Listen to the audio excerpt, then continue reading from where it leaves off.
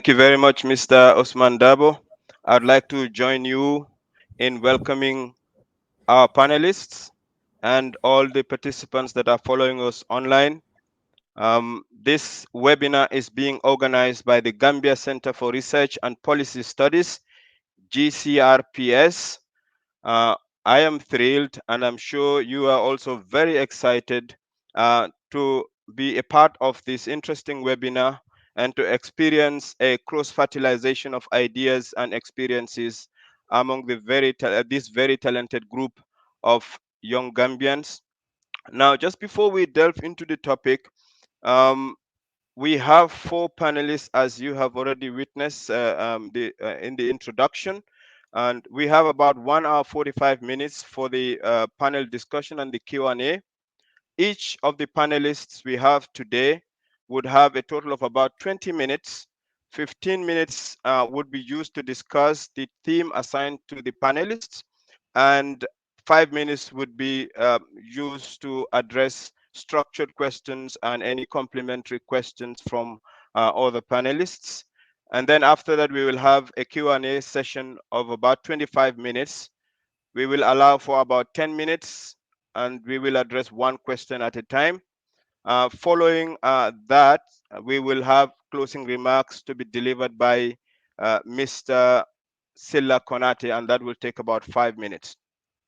Ladies and gentlemen, the topic of today's discussion is a very interesting one: disruptive thinking and innovation in the Gambia's organizations, breaking away from established habits and mindsets.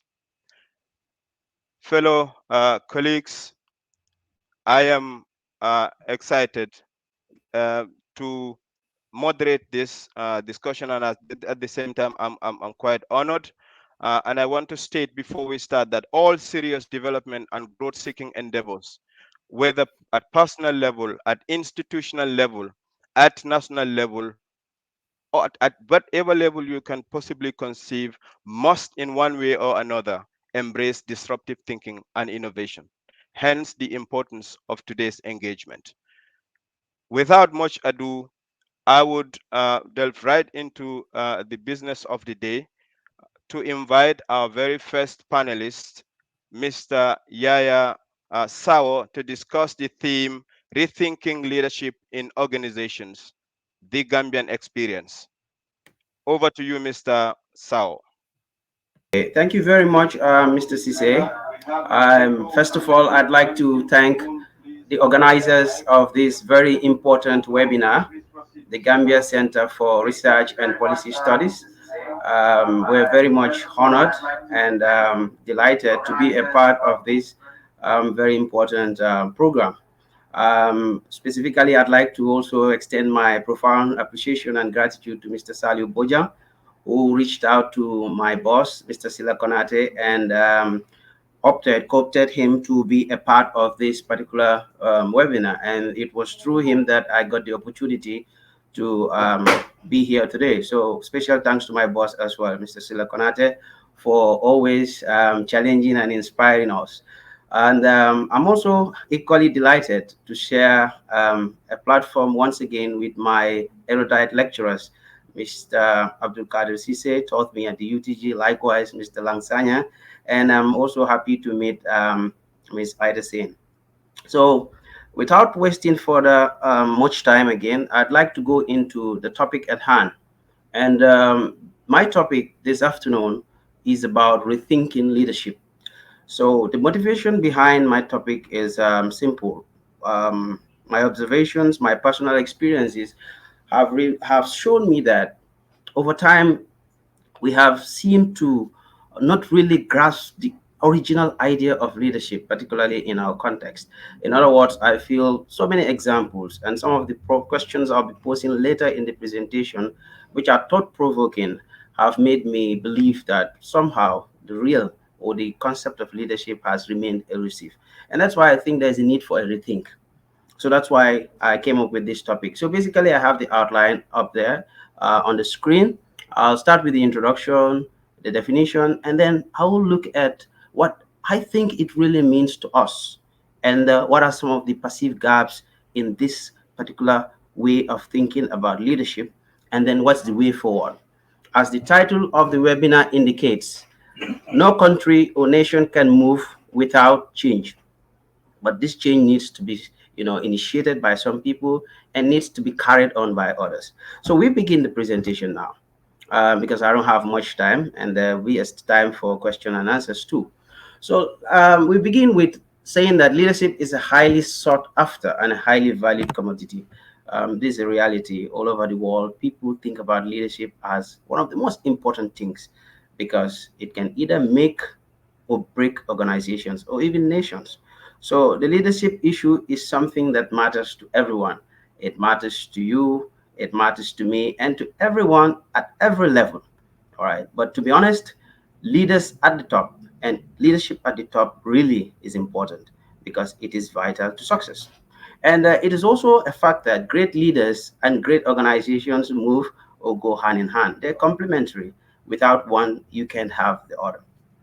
However, despite this realization, despite the fact that people know that leadership is a way of changing their lives and is a way of making things work for better, research has shown that there's still a dearth. In other words, there's still a scarcity of effective leadership. And why is that the case, particularly in our beloved country, the Gambia? So we'll look at some of these questions a little later. First of all, a preamble on the definitions.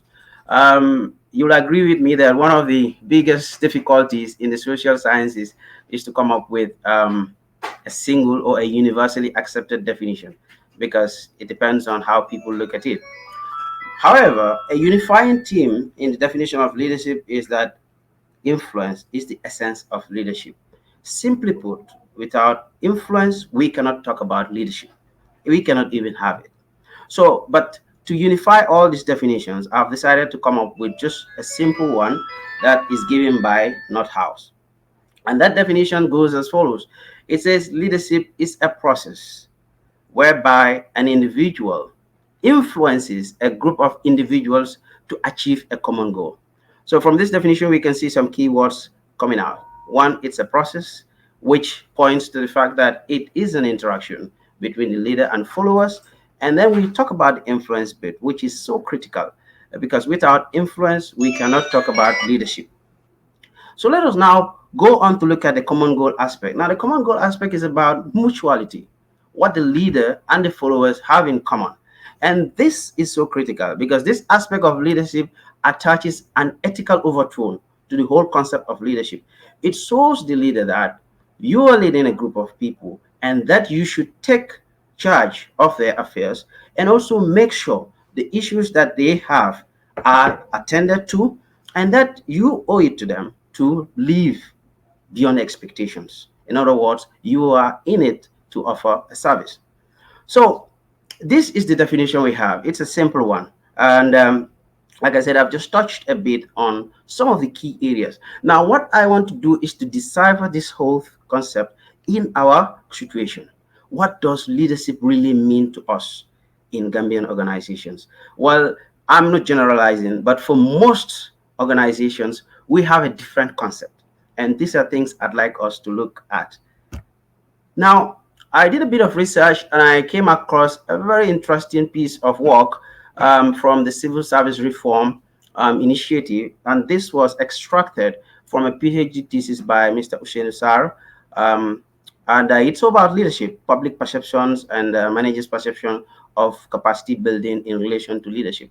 So I decided that, okay, this is going to be a very important point for me because when we look at what leadership really means to us and we look at this SWOT analysis, you get to realize that most of the weaknesses inherent in our system today are not fully attributable to leadership, but to a large extent, most of them can be attributed to leadership. So let's take, for instance, one of the weaknesses identified in this study, indiscipline all round. Now, the Gambian civil service has been credited, in the past for being one of the most disciplined. And in fact, people have, been saying all that when it comes to discipline and when it comes to structure, we're even a role model in terms of leading the way, and others were coming down here to do a study talk. But when you look at the issue of indiscipline all around, what has really triggered this? Because when we look at problems and we want to analyze them and get to the root cause, then we must not also confuse the symptoms of the problem with the problem itself. So indiscipline, for instance, is a symptom. But what is the real problem? And what is it that is triggering, for instance, the indiscipline we're seeing around? And discipline in the sense that, for instance, people can just do things anyhow they like, or they can kind of engage in, inappropriate behavior, maladministration, you name it, or even insubordination. We're seeing it around. But then we also talk about another important point, and that's the Maslaha syndrome. Why are we still talking about this? Mr. Lam will be delving more into it, but we can see the leadership factor has also generated, somehow perpetuated, in my view, the Maslaha syndrome that we have. And this is just simply about the fact that people can do things and we decide to kind of like rub it under the carpet, or just feel that, okay, as long as it's related to me or someone close to me, I don't have to take a drastic step to kind of like, nip it in the bud. Then we look at public financial management. In the recent past, we have had so many cases of financial malfeasance, financial mismanagement, corruption allegations, and whether we know it or not, this has somehow affected public perception of the civil service. And that is a bad thing, because people need to have trust in their public officials. People need to have trust in organizations that are set up primarily to serve them. So you can see that all these weaknesses are identified from this particular SWOT analysis. Like I said, 100% may not be attributable, but we could say to a large extent the leadership factor has generated some of these problems. It has either perpetuated them or somehow allowed them to go on freely, unabated. Then we also look at the recruitment and the promotion system. They are weak. And how do we account for people's performance? How do we recruit people? The issue of nepotism, the issue of favoritism, and many other issues are still thriving in our beloved motherland. And something needs to be done. And that's why we say this is an intergenerational endeavor. The disruptive thinking we're talking about today is something we're just talking about. We're starting, but this is not something we will be doing alone. We need to do it. This generation will have a part to play, and the generation coming will also have a part to play, because like we know, change cannot happen overnight, and it will take time, obviously, before some of these things are addressed. Now, this is just a simple, illustration of some of the weaknesses and problems that have been, around for a long time, and that have also been around mainly because of the contribution of the leadership factor. Now let's move on a bit and now look at the real aspects of leadership in our organizations. Now, when we look at our organizations, how do we see leadership? Now, sometimes people think it's all about personal aggrandizement. Okay, I am coming to power, and this is mainly for people who have a personalized orientation to power. I am coming to power because I am now the head of the institution, and I can do as I wish. Yes, the acts are there, the policies are there, but I can flout them as and when I feel, because nobody is going to hold me accountable. Or even if someone is going to hold me accountable, the next door neighbor is my brother. So again, the Maslaha syndrome will continue thriving. Nobody is going to come after me. I will scratch your back, you scratch my back. So this is one thought-provoking question I want to put out there. Is leadership for us all about personal aggrandizement? As long as my needs are met, as long as that of my family is met, do I care about the rest? No. But this is usually, sadly, the situation we see among most people in leadership positions. The other thought-provoking question is it just about, perpetuating dominance and entrenching oneself by all means? And this has also ramifications, because one sometimes leads to the issue of lack of succession planning. Someone is in place and he forgets that at some point, inevitably, he has to leave, and forgets that this organization is a going concern. It is going to be here long after I am gone. But what do I do? People don't think a lot about legacy building leadership, I feel. And this is another problem. Legacy building leadership. What am I going to leave behind? What footprints are they going to look at and judge me? Or I'm just here to do everything, surround myself with calm, surround myself with people who will foster or further my agenda and stifle dissent or any other person who wants to challenge my position. So that's another thought-provoking question, and I feel this is very prevalent in our organizations. The other point is leadership for us all about praise singing? Is it all about praising the leader even when they do things we have kind of mandated them to do? Every time leaders do something, yes, it's not bad to praise them. We need encouragement. All of us need that. We crave for that appreciation and recognition. But how do we spend all of our time? Or how do we just think of leadership as just talking about the good and not the bad? Yes, there's the good, the bad, and the ugly. And of course, sometimes we have to also talk about the issues, and that's where criticism comes in.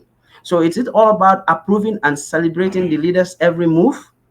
If that's the situation, then I think a phenomenon called groupthink in OB comes to play, where people, in a bid to kind of like protect themselves or sort of make themselves safe or not be a target of castigation or some sort of targeting in terms of being labeled an enemy of progress. Even when you see things going wrong, you strive not to talk about it. I mean, you just stay put and feel that, okay, as long as the group agrees, I am going to agree.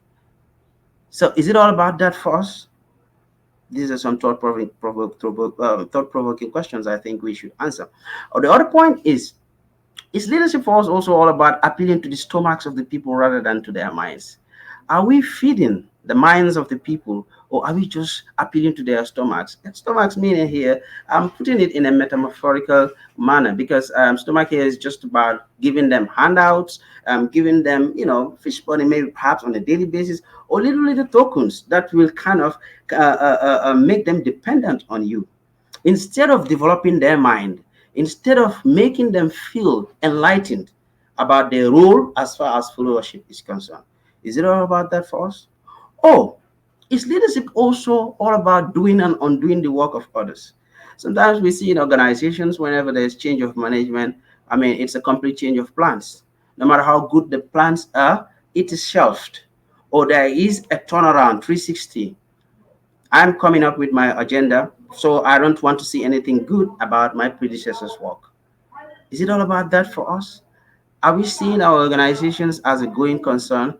Are we thinking of this country as one that needs to move and that each and every one of us in leadership positions owe it to our people to put in the effort, to put in the sacrifice? Yes, oftentimes we ask this question, especially in leadership positions for people in power and positions of influence. Whatever comes your way, especially when the moral or the ethical stance is weak, what's in it for me? It's a contract coming your way. What's in it for me? It's a negotiation coming your way. What's in it for me? It's a memorandum of understanding coming your way. What's in it for me? So, what's leadership actually? What does it mean to us? Instead of asking what's in it for me, I think we should now shift to thinking about what's in it for my people, what's in it for my country.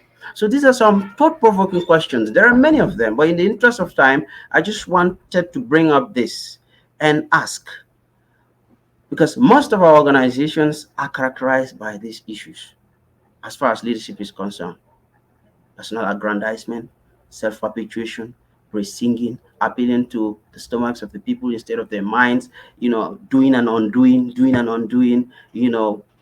Is it all about that? And so that's why I said this and a whole lot of other thought provoking questions make me believe that somehow the true meaning of leadership has eluded us for a long time. And that is a problem. What is it all about? Is it about serving people or about serving yourself? So this now leads me to another point, and that is about issues or gaps. What are also some of the triggers of some of these issues we see in our organizations? One, leadership most times is seen as a privilege to be served rather than the other way around. Instead of you being the servant, people think of you as the boss, and therefore everyone should just kind of dance to you or go by your whims and caprices. And then this leads to organizational inertia. I mean, we know transactional leadership oftentimes favors stability. As long as things are working, efficiency is achieved, we remain where we are.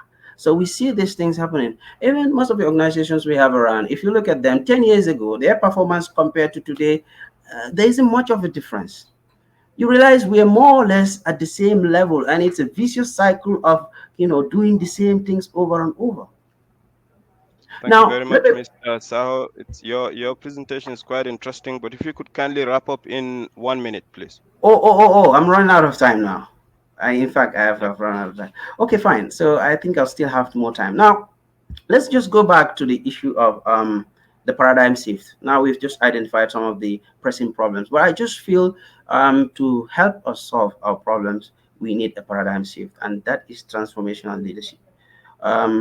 According to Charles Darwin, it's not the strongest of species that survives, nor the most intelligent, but the one most responsive to change. So we must change, and it's the only constant in life. So transformational leadership basically seeks to change the status quo like we have currently by articulating to followers the problems in the current system and a compelling vision of what a new organization could be. So we have problems. We need people who are transformational in their approach to leadership to identify these problems and communicate or articulate to us a compelling vision, and there are many ingredients that this also needs to become a reality. So I wanted to go in deep, but I feel one important thing that transformational leadership does for us is because it also contains or embeds aspects of visionary and strategic leadership. And one thing that it does, it's, as the name implies, it transforms people and organizations. Now, for instance, the ethical stance of people, we need to look at that in this country as well. We need to do some sort of self introspection to be able to realize who we are and what we stand for. And one, indeed. as you transform people in transformational leadership, the leader himself ends up being changed. So that's an Indeed, important Mr. point. Sao. Indeed, Mr. Sao. Very profound statement. We need to reflect on who we are and what we stand for. Very interesting presentation. Very insightful questions. Very thought-provoking points that we all need to reflect on as a nation in order to make sure that we're firm on our development and growth trajectory. So, Mr. Sao, just open the questioning from one question from my side. Um, Okay. in the context of the topic that we are discussing today, Yes. which obviously is disruptive thinking and innovation in the Gambia's organizations, my question to you is, could you kindly reflect on the role of leadership in creating an innovation ecosystem? And in your opinion, what would be your description of an effective leadership in this regard? Okay, thank you very much, Mr. Cisse, once again. Now, first of all, like I said at the beginning of my introduction, I said the role of leadership in shaping the organization's activities or in determining the success or failure is great. Now, as far as the role of leadership is concerned in creating an innovation ecosystem, first of all, for me, I think it's about the idea that the leaders or the leadership should understand the importance of creativity and innovation to the survival of organization in today's global environment. As we all know, the global environment is, as most people describe it, is characterized by VUCA, volatile, uncertain, ambiguous, and complex. So you must first of all realize as a leadership, because it sets the tone for everything that happens in the organization. So the leadership must recognize one, the importance of creativity and innovation to the survival and the performance of the organization. And the other thing is leadership there should recognize the interdependencies and the connections between the various aspects, because when we talk about an innovation ecosystem, we're talking about network of organizations that seek to support. Let me give you an example. Like, for instance, in the Gambia, we have the entrepreneurship ecosystem. We have some institutions that are kind of focused on just training, and ideally we should also have some who are focused on the incubating stage, or we call them incubators, or those that are accelerators, and even business advisors, councils, and all that. So you realize that when the leader recognizes the interdependencies or the connections between these support institutions, then you can lead the way. But more importantly, talent management cannot be left out. We must manage talent in our organizations. Oftentimes, we lose very, very, very, very talented people to our competitors or to outsiders. As we know, brain drain is a reality in this country.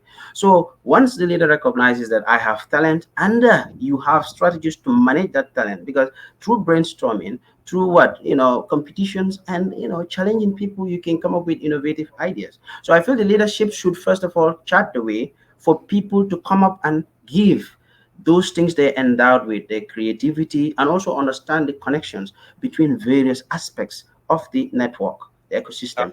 But Absolutely, again, absolutely, effective, Mr. yeah, yes, Pushing effective leadership. people to thrive. This is indeed profound. At this point, I'd like to invite Mr. Salio Bojang to ask any questions he may have to Mr. Sao.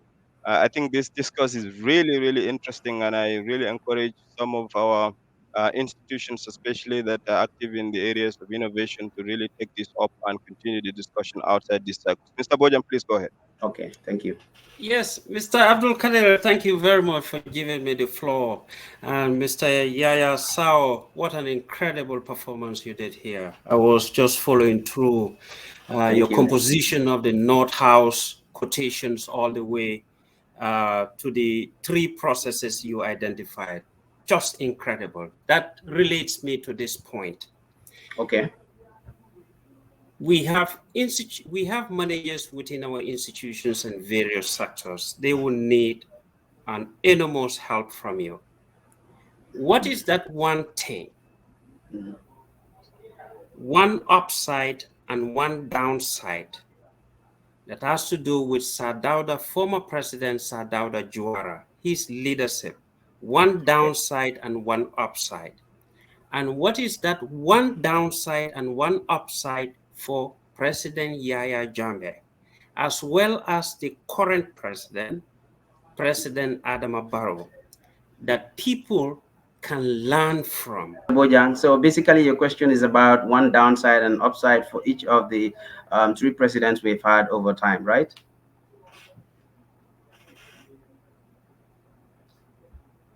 That's correct. Okay. With respect to the first one, which is the um, was the first president in the First Republic, Sadauda, may so rest in peace. For me, one of his major upsides is the respect for the rule of law and the passion for democratic rule and governance.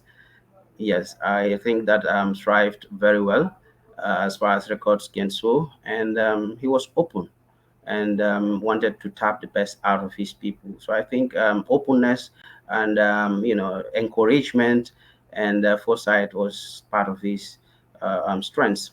Well, when it comes to the downside, I feel it has to do with staying too long. I think no matter how good you are, at some point there is a time when you need to call it quits. If you stay for far too long, I mean, it can undo some of your good legacy, I believe. So when it comes to President Jammeh, one of the things I admire a lot about him is his assertiveness and ability to make change. He's pragmatic, and those are good things as far as leadership is concerned. But then when it comes to the downside, well, I think it's about the inability to predict who he is, and you can never really tell what he's up to. 1 minute moodiness, perhaps, or maybe the fact that he may want to do things without proper consultation or just according to how he feels. More of a self-directed person, perhaps. And for the current regime, the current president, again, just like Sadauda, I think his passion for democratic governance and to allow people to be who they want to be, to speak their mind, to kind of like self-actualize as far as the democratic space is concerned. I think it's one of his biggest strengths. But again, on the downside, it's the leniency. A lot of people talk about that, and I feel the leniency is also going to kind of haunt him if he doesn't take action about that.